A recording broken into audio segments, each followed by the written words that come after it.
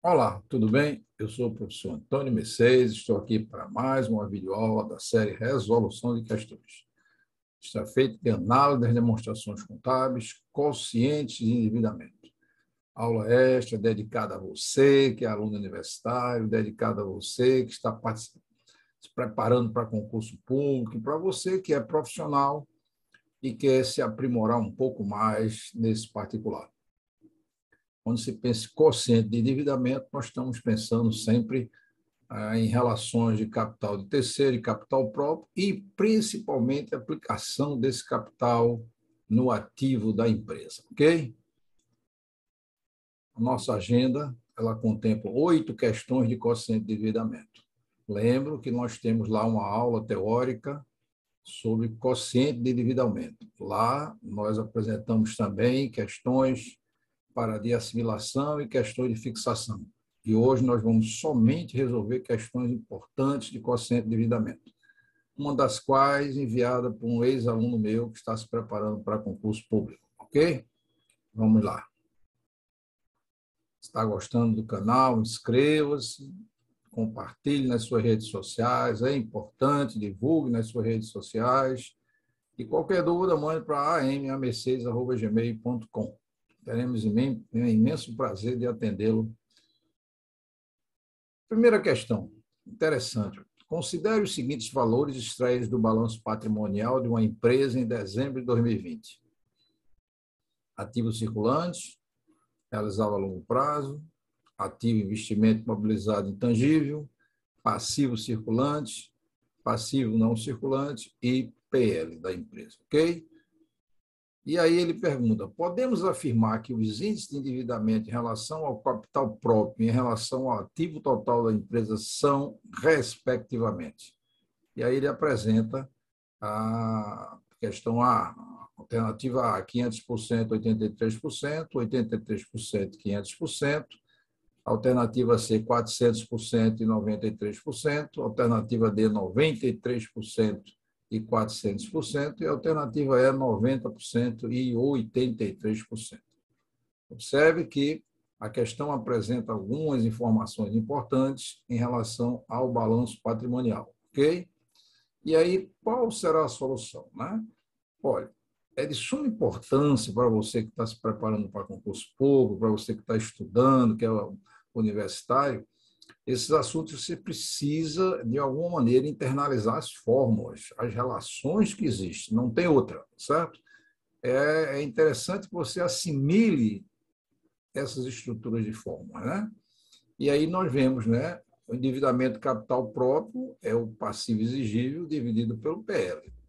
Observe, o que é o passivo exigível? Na verdade, é 25 mil, que é o passivo circulante, mais 15 mil, que é o passivo não circulante, dividido pelo PL, que ele já deu, 8 mil. Pronto, 500%. Então, o endividamento em relação ao capital próprio, você já detectou. Observe, para isso, a gente teve que lançar mão desta fórmula, né? Entender exatamente como é esta fórmula, né? Deixa eu aqui marcar um pouquinho isso aqui, que é importante que a gente destaque aqui, ó. Esta fórmula é de suma importância. Como esta, nós temos diversas outras fórmulas lá na aula teórica, né, sobre esse assunto. A videoaula 6, de Aprendendo Facilmente de Análise das Demonstrações Contábeis. Não se esqueça. A partir daí, nós vamos ver que ele pede em relação ao ativo total. Em relação ao ativo total, basta você levar em consideração agora, né, não mais o passivo exigível, mas o ativo, né? O ativo total seria o PE, né, o passivo exigível, não em relação mais ao PL, mas em relação agora ao ativo total. Então, o PE a gente já tem aqui, ó, exatamente, né? Então, como a gente começa a perceber que o PE praticamente já foi dado aqui na questão anterior, o PE aqui é 400, está vendo? 40 mil no caso, 25 mil já está. E o ativo total também ele deu, né? Você precisa só somar, né? Na verdade, você precisa somar. Então, o ativo total seria, eu pegar aqui o ativo, né, imobilizado de investimento intangível, 30 mil, mais 12 mil, que é o ativo circulante, dá 32 mil, né? mais aqui os 6 mil, né? Então, você começa a perceber que seu ativo total, ele preenche esses valores. 36 mil mais 12, né?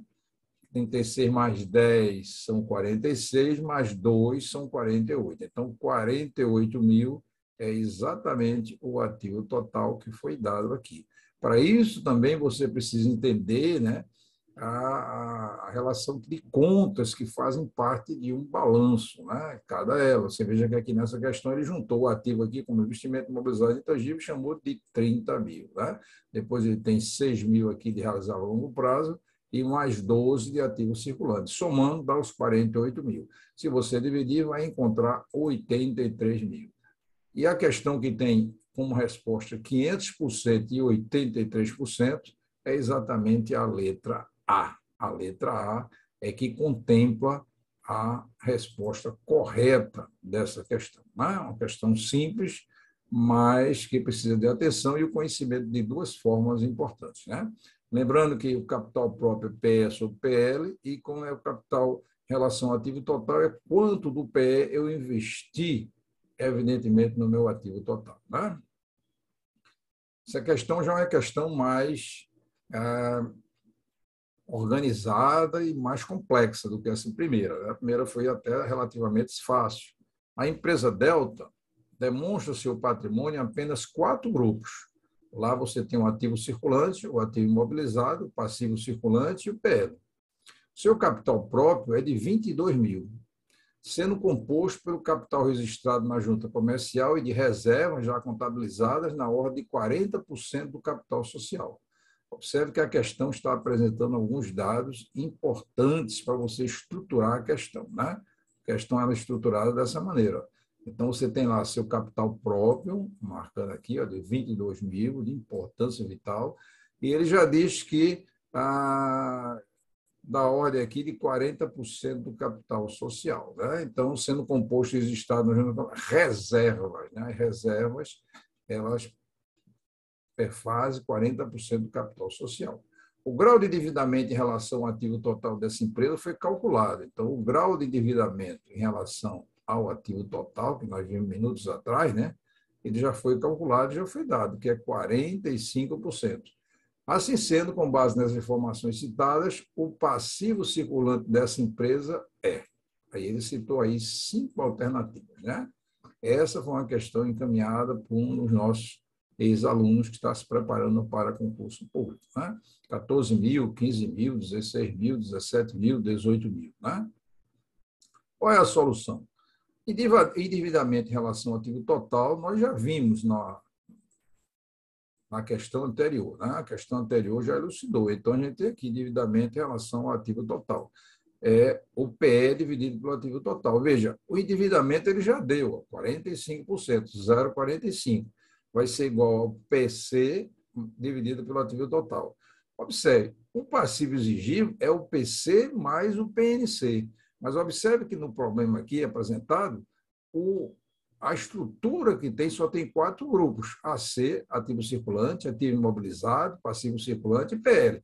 Ele não tem PNC, ou seja, o PNC é 0. Eis porque eu coloquei aqui somente PC. Né? PC ficou aqui exatamente por causa disso. Né? Vou marcar aqui, né?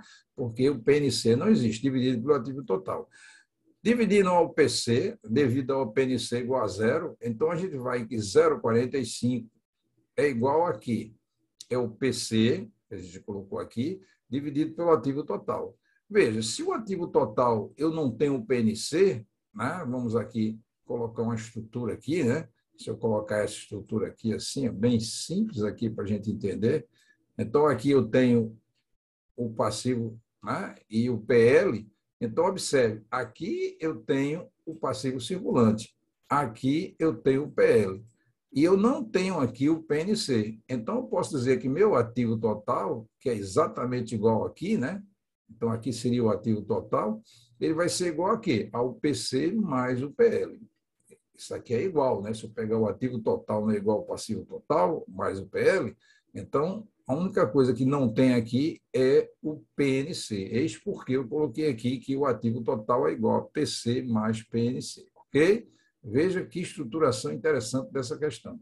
Então, 0,45 vezes isso aqui, está no denominador, vai ser 0,45 PC mais PL igual a PC.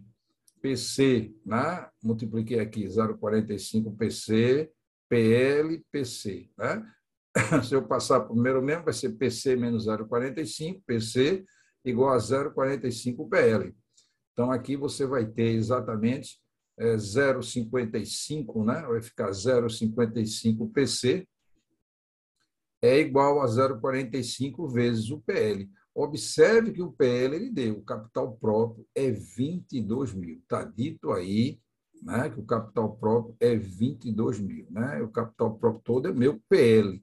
Então, quando multipliquei 0,45, dá 9.900. Né? Se eu prosseguir agora, eu vou observar que meu PC vai ser tanto quanto 9.900 dividido, vem para cá, no denominador, dividido por 0,55, ou seja, 18 mil. Né? 18 mil, a gente observa que a letra é uma questão muito bem estruturada, né? E que a gente precisa de atenção, né? Para resolvê-la, né? Porque senão você não vai. Então, se esqueça nunca disso aqui, né? Você veja que a questão está resolvida baseada única e exclusivamente nos dados que nós temos da questão, ok? Então, você veja que aqui nós tivemos que recapitular o endividamento do ativo total, substituir na forma, entender como é a estrutura de um balanço para chegar ao PC, que é 18 mil. Questão belíssima, né? Isso aqui é da Fundação Getúlio Vargas, né? E, evidentemente, de concurso público lá do Rio de Janeiro, né? Então, a gente começa a perceber uma questão interessante. Ele diz, o indicador de análise econômico-financeira que revela a política, né, de obtenção de recursos da empresa é o qual? É de prazo, é de liquidez, é de estrutura, de rentabilidade ou previsibilidade, né? Então, a gente começa a perceber uma coisa interessantíssima nessa questão teórica. O endividamento ou estrutura, né? Observe, tá vendo? Análise econômica, né? A gente viu lá também na segunda aula. Endividamento e estrutura é o grau de dependência do ativo em relação ao recurso de terceiro, né? Endividamento ou estrutura. Então, a gente começa a perceber que a questão só pode ser de estrutura, porque revela a política de obtenção de recursos da empresa. Falamos minutos atrás que, quando as questões de endividamento, é importante eu saber qual é o capital de terceiro, qual é a relação do capital próprio e aonde eu aplico o meu capital, né? Então, grau de dependência do ativo em relação ao recurso de terceiro. Quando você capta recurso de terceiro, é porque você quer aplicar na expansão de uma fábrica, né? Evidentemente, na compra de máquinas, equipamentos, você quer que a empresa produza. Então, na verdade, nós estamos diante de estrutura, ou seja, endividamento ou estrutura. Quer dizer, as questões de endividamento também são chamadas de questões de estrutura, né? A questão seguinte é uma questão interessante, porque ele pede que você associe a coluna 1 com a coluna 2. E ele numerou aqui 1, 2, 3. E aqui botou A, B, C. Quociente de liquidez pertence a quê? Ou seja, tem relação com o quê? Quociente de endividamento tem relação com o quê? E quociente de rentabilidade tem relação com o quê? Né? Então, você começa a perceber que aí é uma questão que envolve liquidez, endividamento e rentabilidade. Né? E aí, se você assistiu a aula de liquidez, a aula de endividamento e a aula de rentabilidade, né? E nós vamos ter uma aula só de resolução de questão de rentabilidade e lucratividade, você vai observar que a resposta está em cima da letra B, porque né, marcando aqui, é fácil de perceber essa questão, é uma questão até banal, eu diria, né? Quer dizer, é quociente de liquidez, mede o potencial, né, da empresa saldar seus compromissos, quer seja no curto, no médio e longo prazo. Né? O 2 é o A, quociente de endividamento, vimos minutos atrás. Né? O 2 é o A. Então, o 2 ele revela exatamente a política de obtenção de recursos e sua aplicação. Né? E o 3 é o B. Então, o 3 é quociente de rentabilidade, né? Ele está relacionado ao retorno de capital, né? Retorno de capital, rentabilidade, lucratividade e assim por diante. Então, é uma questão que você precisa conhecer o que é liquidez, o que é endividamento, o que é rentabilidade. Essas aulas teóricas já estão disponíveis há algum tempo lá no meu canal com relação à parte teórica e alguns exercícios de assimilação e de fixação. Questão 4. Contador do Rio Grande do Norte, preparada pela ZAF. Geralmente as provas da ZAF elas são muito bem feitas, né? Muito bem trabalhadas e assim por diante. Então, a fórmula imobilizado sobre PL, isso também já mostramos lá nas nossas aulas teóricas, né? Quando você quer determinar alguma fórmula que não está comum nos livros, você tem que dizer o que é, né? Então, a fórmula imobilizado sobre PL tem por função analisar o quê? As relações de paralisação ou estagnação do giro financeiro do capital próprio, a rentabilidade do PL em relação ao ativo imobilizado, a excessiva mobilização ou comprometimento da liquidez da empresa, a repercussão dos capitais de terceiro que foram mobilizados propiciaram maior rentabilidade da empresa e o grau de liquidez seca que é imobilizado propiciou a empresa. Veja, a gente começa a perceber, quando eu falo de liquidez seca, né, eu estou falando daquela liquidez que você tira o ativo, né, circulante, você tira o estoque. Né, a gente já viu lá também, quando viu rotatividade, né? E também, como viu o índice de liquidez, a gente fez alguns problemas em cima disso. Né? E aqui é interessante, a gente precisa lembrar aqui, né, a estrutura de balanço, né, para a gente resolver essa questão. Você tem aqui o balanço da empresa, o lado do ativo, o lado do passivo. Ele quer saber o imobilizado. O imobilizado está aqui, ó, uma partezinha disso aqui está no ativo. Né? E outra coisa que eles querem saber o PL. Né? O PL da empresa está aqui, ó, entendeu? Então, ele está vendo a relação. Se eu dividir o imobilizado pelo PL, o que é que eu consigo saber, né? Se eu dividir o imobilizado pelo PL, o que é que eu consigo saber, né? Então, a importância vital. Veja, na hora que você divide o imobilizado pelo PL, você quer saber o quê? Quanto do PL foi aplicado no imobilizado, né? Quanto do PL foi aplicado no imobilizado. E aí a gente começa a perceber nessa solução, né? Se eu pegar aqui o ativo imobilizado e dividir pelo PL e achar, por exemplo, 1,23, só como exemplo, né? Isso implica que 0,23% do meu ativo imobilizado veio do PL, ok? O restante, com certeza, veio de capitais de terceiro, tá? Então, com certeza, o restante veio aqui de capital de terceiro. Então, quando eu divido o imobilizado pelo PL, só como exemplo, para fixar mais, a gente observa que ele deu mais 0,23, ou seja, ele representa 23%, né, do PL. Né? Então, com certeza, a diferença, né, veio de algum outro lugar. Essa diferença, com certeza, veio do capital de terceiro. Né? Então, a gente só pode se preocupar com isso, a excessiva mobilização comprometendo a liquidez da empresa. Né? Na verdade, quando você divide isso por isso, você está preocupado em saber quanto do PL foi aplicado no imobilizado e quanto foi de capital de terceiro. E aqui as respostas que têm grau de liquidez seca não tem nada a ver. Repercussão de capitais de terceiro imobilizado propiciaram maior rentabilidade da empresa também, não tem, que não tem a rentabilidade. A rentabilidade do PL da empresa em relação ao ativo não é, porque eu não estou tratando de rentabilidade, eu estou tratando de imobilizado sobre PL, e relações de paralisação e exterminação do giro financeiro do capital próprio. Também não, que eu não estou vendo capital próprio aqui, nem giro financeiro. Né? Então, você começa a perceber que a minha preocupação é saber quanto do PL foi aplicado no imobilizado. E esse quanto do PL foi aplicado no imobilizado é a excessiva mobilização. Isso aqui pode crescer muito ou diminuir muito. Né? Na verdade, se diminuir muito, é porque o capital de terceiro está sendo mais predominantemente aplicado no imobilizado. Se isso crescer muito, é porque tem maior participação de capital próprio, ou seja, do PL. Ok? Questão também muito bem estruturada e que você precisa conhecer um pouquinho de estrutura de capitais. Né?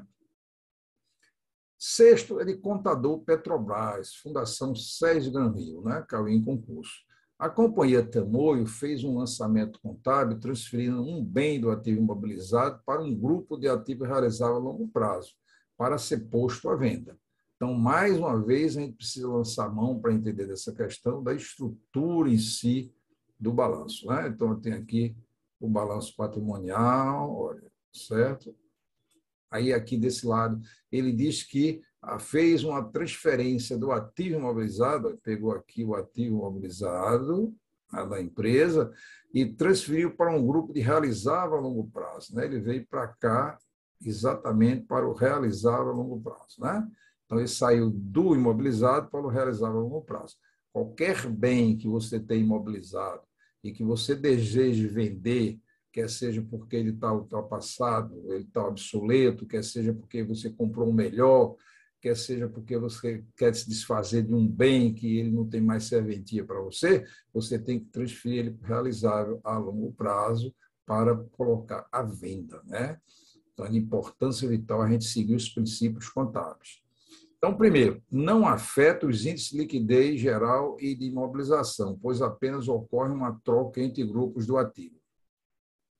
Piora os índices de imobilização geral e liquidez geral. Melhora os índices de imobilização e liquidez geral. E D, melhora o índice de imobilização e piora o índice de liquidez. E E, melhora o índice de liquidez geral e piora o índice de imobilização. Observe, se eu observar, ver esse balanço aqui, ó, na verdade, se eu estou trabalhando esse balanço, eu estou movimentando duas contas que faz parte de um único conjunto, né? Que é exatamente o ativo não realizado. O ativo não realizado, né, é exatamente o não circulante, é exatamente composto pelo reserva a algum prazo, mais o ativo imobilizado, mais investimentos e assim por diante. E aqui eu tenho um ativo circulante. Então, ativo não circulante, esses dois grupos aqui, que ele faz parte aqui, o imobilizado mais o grupo realizado a longo prazo, faz parte do ativo não circulante. Né? Isso aqui é o ativo não circulante. Né? E aqui é o ativo circulante. Então, observe que houve uma movimentação entre itens de um mesmo ativo, né? Ativo não circulante. E aí ele começa a falar alguma coisa interessante, né? Porque aqui ele trata de, olha, não afeta, veja, interessante, você tem que entrar, não afeta o índice de liquidez geral, índice de imobilização, tá? Pois apenas ocorre troca entre grupos do ativo. Piora o índice de imobilização geral, o índice de liquidez. Melhora, veja que cada questão é interessante, você tem que conhecer o que são esses índices, né? Porque senão você não tem condição nenhuma, né, de acertar a questão, a não ser pelo chutômetro. Né? Aí você vai ter uma probabilidade pequena, que é 1 em 5. Né? E aí nós vamos começar a analisar esse caso. Né? Qual é a solução? A primeira coisa, o que é o ativo não circulante, menos o realizável a longo prazo? É exatamente investimento imobilizado e intangível. Né? Então, se eu pegar o ativo não circulante, ele é ativo fixo, né? Mais o realizável a longo prazo. O realizável a longo prazo passou para cá, então ficou ativo fixo, investimento imobilizado e intangível, que é isso aqui, tá? Então, a gente começa a ver, há recurso de terceiro para financiar o ativo fixo. Né? Há recurso de terceiro para financiar o ativo fixo. Né? E aí você começa a perceber, o recurso de terceiro, né, de um modo geral, ele financia também seu ativo fixo. Né? E aí a solução é melhora os índices de imobilização e liquidez geral. Tá? Então, só tem uma solução, melhora os índices de imobilização e liquidez geral. Se você pegar o que é o índice de liquidez geral, o que é o índice de imobilização, você vai ver que no índice de liquidez geral, quando eu tiro daqui para cá, ele melhora, tá? Ele aumenta. Né? Índice de imobilização também, quando eu tiro do imobilizado e boto aqui, eu também melhoro. Por quê? Porque o meu PL que está aqui, né, permanece o mesmo. Né? Meu PL permanece o mesmo.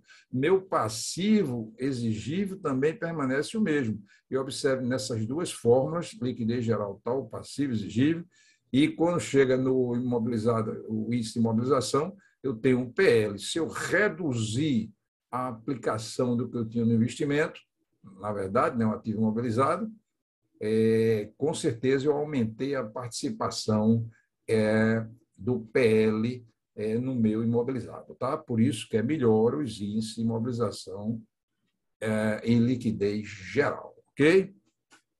Mais uma vez, eu digo, volte lá para as aulas teóricas, veja essas fórmulas para poder você ter facilidade em resolver essas questões.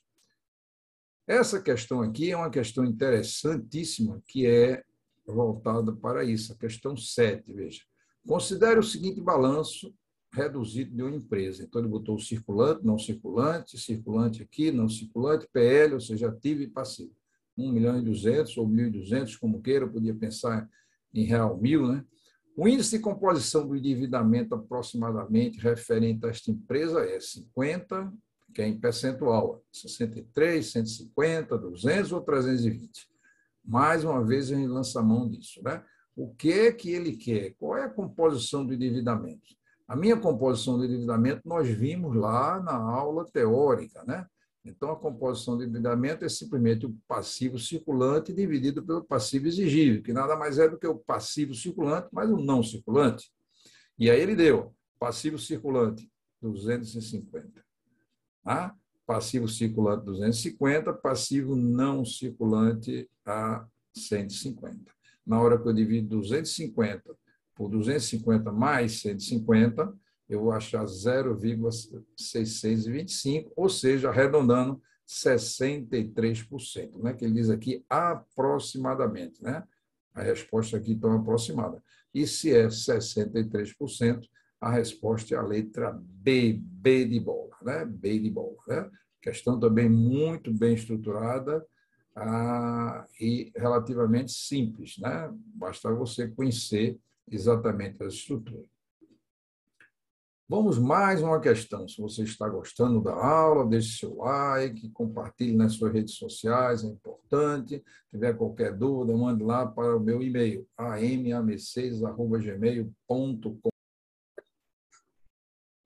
Continuando, mais uma questão, a questão 8, uma questão muito bem estruturada, muito interessante, que envolve uma série de relações, né? Observe o que o examinador colocou nesta questão, né? A importância vital é a gente analisar o que tem disponível. No balanço patrimonial, observou-se que o ativo circulante é superior em 40% ao ativo não circulante, né? E que o passivo circulante é em 20% inferior ao ativo circulante. Também ele disse que a participação de capitais de terceiro foi de 1,25. E aí ele pede qual a composição de endividamento. A fórmula de composição de endividamento é muito simples, a gente já viu nas aulas anteriores, inclusive em exercícios, né? Anteriormente, nós apresentamos alguns exercícios que mostram a forma de composição de endividamento. Mas observe que nós não temos nenhum valor aqui, não temos o ANC, não temos o PC, não temos o AC, apenas temos relações, né? E aí é que a gente precisa, evidentemente, levar em consideração. Para isso, a gente vai precisar agora estruturar as equações a partir do texto que está aí, né? O texto que está. Então, vamos ver como a gente pode extrair as equações daquele texto. A primeira equação, ele diz que o ativo circulante é superior em 40% não circulante, ou seja, o ativo circulante é 1,4 do ativo não circulante. Está dizendo que ela é 40%, né? 2, ele está dizendo que o passivo circulante é exatamente 20% menos do que o ativo circulante, ou seja, ele equivale a 0,80 do passivo do ativo circulante.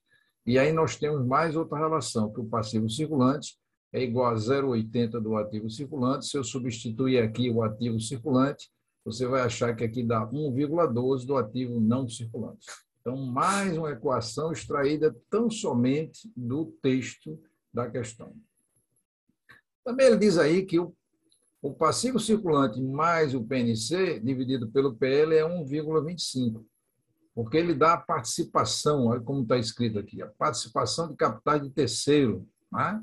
Então, a participação de capitais de terceiro, como a gente já viu, é passivo circulante mais PNC dividido pelo PL, 1,25, ou seja, a terceira equação extraída do texto, né?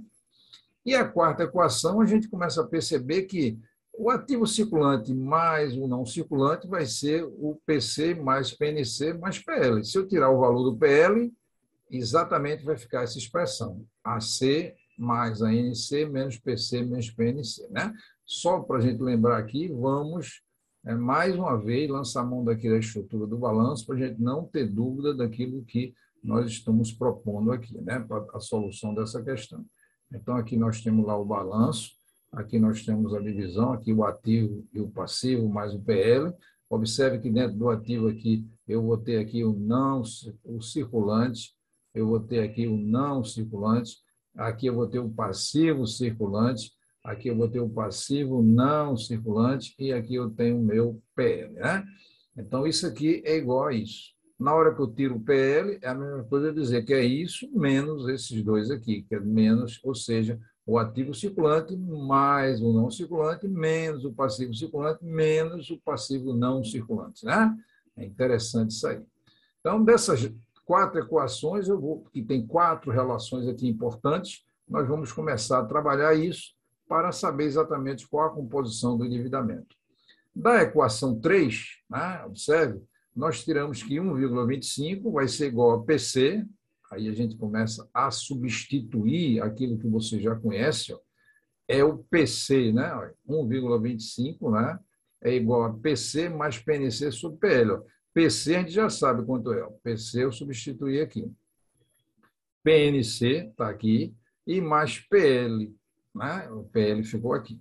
Então, se eu pegar 1,25, vai ser 1,12 mais PNC. E quanto é o PL? O PL está aqui, ó. O PL está essa estrutura aqui, está vendo? Essa estrutura daqui vem para o denominador, está vendo? 1,4, porque aqui eu substituo o AC, logo por 1,4 ANC, mais o ANC, menos o PC, ó, mas o PC eu já sei que é 1,12 ANC, ó, mais uma vez eu trago daqui, ó, o PC está aqui, menos PNC. Aí você observa que a partir desse momento eu estou começando a reduzir as minhas variáveis, né? De tal maneira que eu fico com o mínimo possível de variáveis em função das relações que foram estabelecidas no próprio texto da questão, né?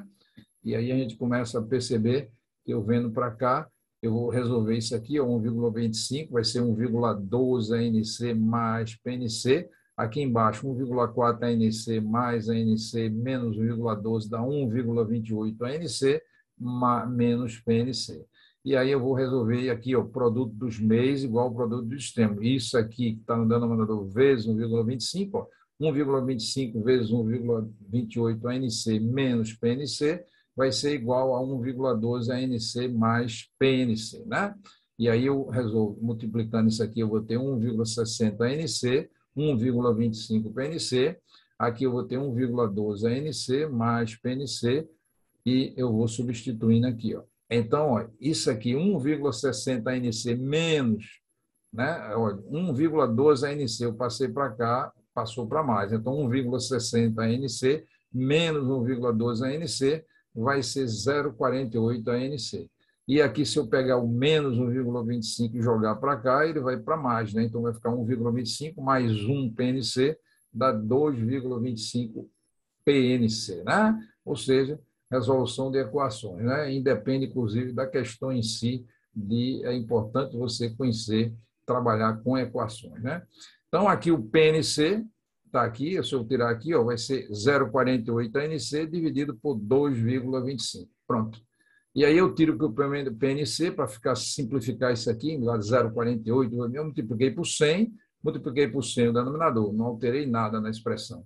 Então, 48 dividido ANC dividido por 2,25. Se eu dividir tudo por 3 aqui, denominador e numerador, vai ficar PNC igual a 16 ANC sobre 75. Então, observe que das relações que nós trabalhamos, baseada na relação 2, exclusivamente, né?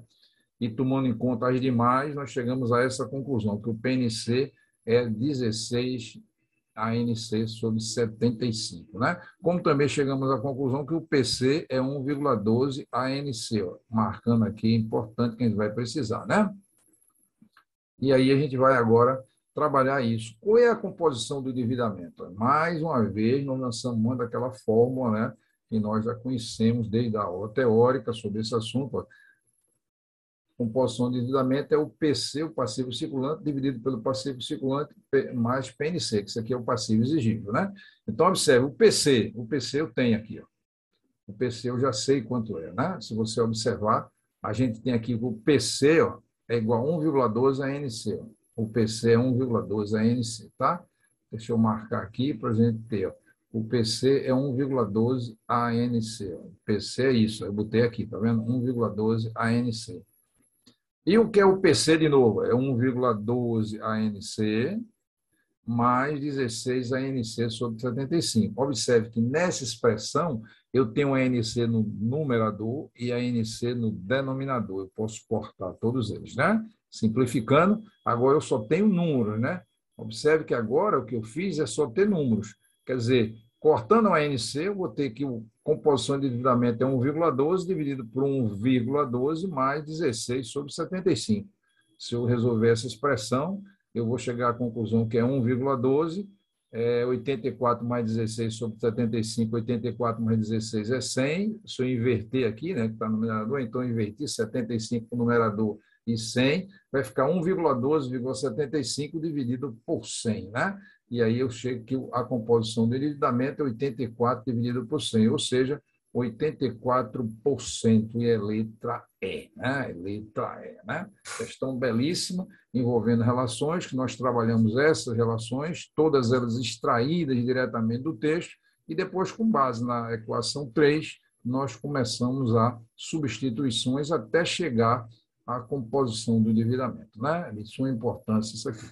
Então, com isso, nós apresentamos 8 questões importantíssimas sobre endividamento e também uma revisãozinha lá de liquidez, né, e de estrutura de balanço, né?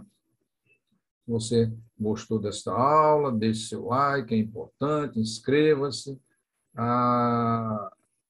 compartilhe, inclusive, nas suas redes sociais, é importante.